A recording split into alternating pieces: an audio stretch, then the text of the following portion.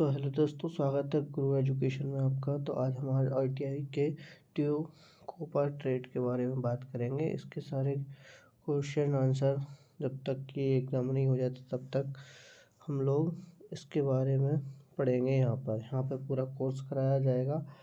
अगर foundation course करना है तो फाउंडेशन कोर्स के बारे में भी मैं इसकी लाइव क्लास से स्टार्ट कर दूँगा। अभी क्या है ना, क्वेश्चन एमसीक्यू क्लास चलेंगी, इसलिए तो इसको लाइक करें और सब्सक्राइब करें चैनल को। चलिए चलते हैं अपने क्वेश्चनों की ओर। तो पहला क्वेश्चन है अपना कि ये UNIVAC क्या है, तो आपको इसके बारे में आंसर देना है। तो आप बताइए कितना है, इसको 5 सेकंड है आपके पास। तो इसको आपने आंसर दिया होगा, तो इसका आंसर है आपके पास यूनिवर्सल ऑटोमेटिक कंप्यूटर, यानी कि यूनिवर्सल ऑटोमेटिक कंप्यूटर, ये फर्स्ट वाला इसका राइट आंसर है।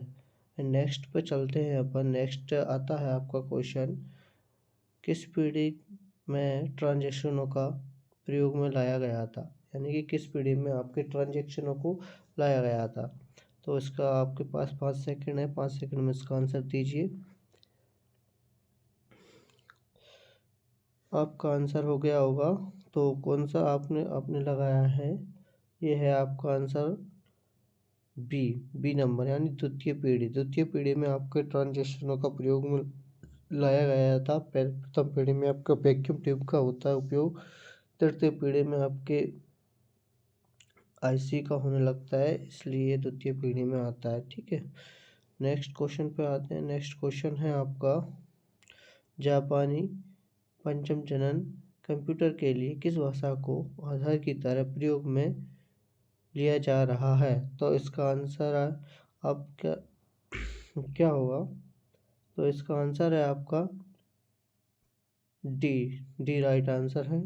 तो इसी क्रम में अपन आगे बढ़ते हैं, नेक्स्ट क्वेश्चन लेते हैं। नेक्स्ट क्वेश्चन है आपका, भारतीय नागरिकों को बैंकिंग सेवा प्रदान करने के लिए किस प्रकार के कंप्यूटरों का उपयोग किया जाता है।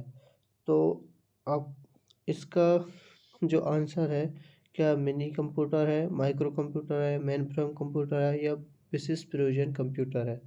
तो इसका राइट आंसर आपके लिए होगा main frame computer. Main frame कंप्यूटरों का उपयोग किया जाता है बैंकिंग सेवा प्रदान करने के लिए। ठीक है, नेक्स्ट क्वेश्चन की बात करते हैं। तो आता है, सामान्य घरेलू कंप्यूटर किसका उदाहरण है। क्या सामान्य घरेलू कंप्यूटर किसका उदाहरण है। तो इसका आंसर है आपके पास, तो इसका आंसर क्या रहेगा, क्या मिनी कंप्यूटर रहेगा, माइक्रो कंप्यूटर रहेगा, या मेन फ्रेम कंप्यूटर रहेगा, विशिष्ट कंप्यूटर रहेगा। तो इसका राइट आंसर रहेगा माइक्रो कंप्यूटर। ठीक है, इसी क्रम में आगे बढ़ते हैं। ये आता है, टेलीफोन रिले, लाइट बल्ब और बैटरीज का प्रयोग करते हुए विश्व का प्रथम इलेक्ट्रॉनिक कंप्यूटर किसने बनाया था। तो आपको आपके सामने ऑप्शन दिए गए हैं कि जॉर्ज विस्टन, कोनार जोस, कार्ल हाइनेन, और लास्ट में है हार्वर्ड एच एल्किन। तो इसका राइट आंसर जो है जॉर्ज विस्टन है। इसी क्रम में आगे बढ़ते हैं। तो ये एक मोस्ट इम्पोर्टेंट क्वेश्चन बन जाते हैं। यहाँ पे मोस्ट इम्पोर्टेंट क्वेश्चन आईबीएम से क्वेश्चन पूछे जाते हैं। IBM 1401 क्या है, मतलब ये प्रथम पीढ़ी का कंप्यूटर है, द्वितीय पीढ़ी का कंप्यूटर है, तृतीय पीढ़ी का कंप्यूटर है, चतुर्थी पीढ़ी का कंप्यूटर है। ये 4 ऑप्शन आपको दिए गए हैं, जिसमें आपको बताना है कि कौन सी पीढ़ी का कंप्यूटर है। तो ये IBM 1401 द्वितीय पीढ़ी का एक कंप्यूटर है। ठीक है, एंड इसी क्रम में आगे बढ़ते हैं। तो नेक्स्ट आता है आपके पास PDF के बाद। PDF भी एक अच्छा क्वेश्चन है। इस क्वेश्चन आते हैं, ये क्या है ना, फुल फॉर्म वाले क्वेश्चन है। तो इसमें लिखा है PDF का क्या मतलब होता है। तो PDF के मतलब में आपको 4 ऑप्शन दिए गए। मुद्रित दस्तावेज प्रारूप है, क्या सार्वजनिक दस्तावेज प्रारूप है, पोर्टेबल दस्तावेज प्रारूप है, और प्रकाशित दस्तावेज प्रारूप है। तो इसका आंसर आप लगाइए क्या रहेगा।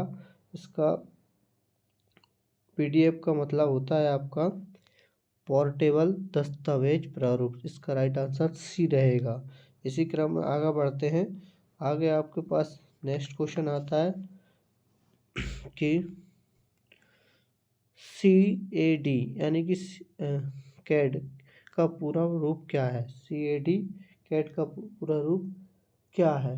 तो क्या आप इसको पहला आंसर है। अब पहला ऑप्शन है इसका computer aided design, computer academy design, computer academic developer, computer aided developer. इन 4 ऑप्शनों में से इसका राइट आंसर बताइए। तो इसको देखो, पहले पढ़ो इसको क्या लिखा है।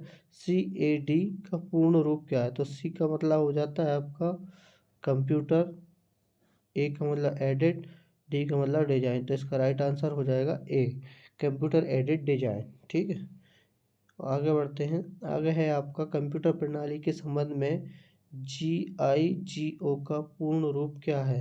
क्या कंप्यूटर प्रणाली के संबंध में GI यानी कि यहाँ देखो आप GIGO का पूर्ण रूप क्या है। तो इसका पूर्ण रूप देखते हैं। तो हम इसके ऑप्शनों को एक बार देखते हैं। तो यहाँ पे आता है आपका गार्बेज इन गार्बेज आउट, और दूसरा ऑप्शन है गॉस इन गॉस आउट। तीसरा देखते हैं गार्बेज इंस्टॉलेशन गार्बेज आउटपुट। चौथा देखते हैं गीगाबाइट इन गीगाबाइट आउट।